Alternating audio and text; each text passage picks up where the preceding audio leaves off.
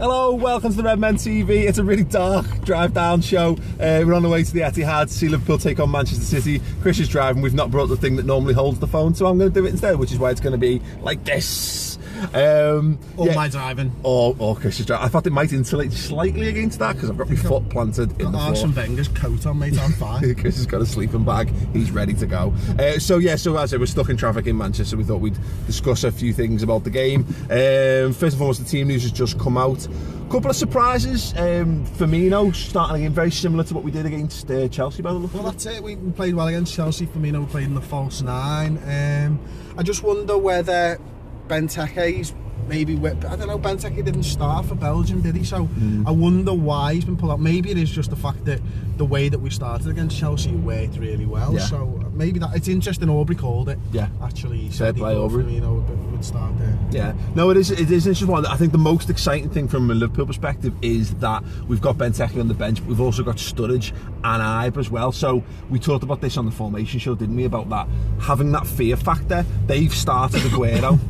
Yeah. So they've gone with their best foot forward essentially, whereas Liverpool have got a very good team to go with, but massive options to change it if we need to. I wonder whether they've started with Aguero because Otamendi and company are both out.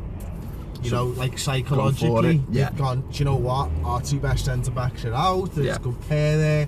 We need some kind of psychological advantage or win in any way, shape or form. So I think that maybe has something to do with it. The fact that he's fucking boss as well. That also, yeah. So just quickly then the Man City team, they've got Demichelis and Mangala, as we kind of alluded to there, in centre half, which I like. Mangala, he's clearly good. They spent a lot of money on him. They spent a lot of money on him for a reason. I don't think he's quite hit the heights since he's joined City by any argument, and no Man City team is made better by not having Vincent Kompany starting, and we've got to take encouragement from that.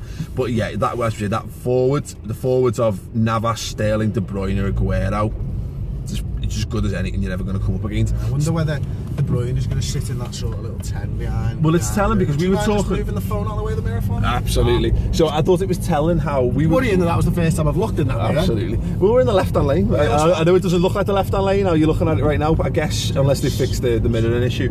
So in terms of the please bear next right. The next right. I don't think you can. Yeah. But we were talking about the formation. We were talking about being like 4-2-3-1 for them, which if that was to be the case, it means that Touré is playing one of the defensive midfielder positions. Good. Which is interesting because I saw a comment on the YouTube earlier saying something like, I don't know if it was replying to us or someone else, I couldn't find it, it just came up as a notification. So like, Touré's DM, you know nothing about football. Well, speak to Manuel Pellegrini if that's the case. He knows nothing about football, evidently. Well, that sounds like something that might come back to haunt us.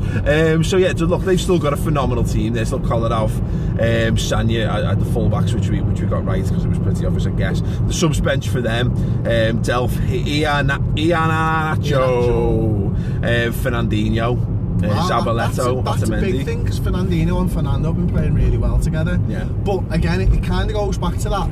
They're throwing caution to the wind. I think they're trying to outscore us today because I think they feel they're a little bit weak at the back. Yeah. No, it's true. Because, I would like to know how many times this season Sterling, Navas, De Bruyne, Aguero and Touré have all started on the same pitch. Yeah, absolutely. It's not going to be many. Yeah, no, completely. Mainly because Aguero's always injured. Well, there is that, yeah. Absolutely. Look, people have been talking about Aguero this season, and the best forward, probably the best player for me in the league.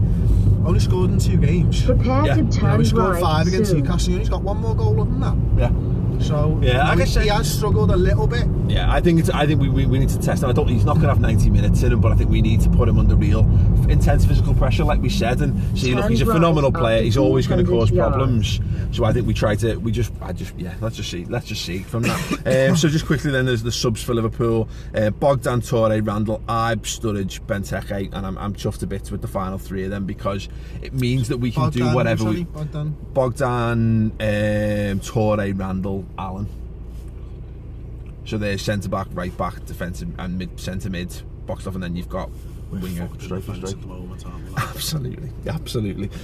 So yeah, if you're watching this, I don't think anyone's watching it live. No one's watching it. But if you're watching this after the fact on the YouTube channel, let us know your thoughts. Are you happy with the team selection? Would you have done something differently, or are you just happy to have that kind of strength and depth available to us? I guess we'll see over the full length of the game. I'm quite happy and hope it goes. Other than us conceding a stupid early goal, fingers crossed we don't do that again. Hey, if it goes the way that it went against Chelsea, then absolutely bonds it. I'll take the early goal. But listen, you know, I'm excited. The prospect, if we can just keep it tight. Yeah. For 60 minutes, Aguero's going to have to come off at some point, you'd suspect, and then to us to be able to go, well, hang on, we're going to bring our two best forwards and our winger on as potential attacking options bodes very well. So again, let us know your thoughts on that in the comments below. We'll be here outside the Etihad post-match, talking to people about the game, giving our thoughts. Do check that out. This is ducking and diving. For a minute, mate. Absolutely. Right, we'll see you there. Thanks very much. Ta-da. Lights out, baby.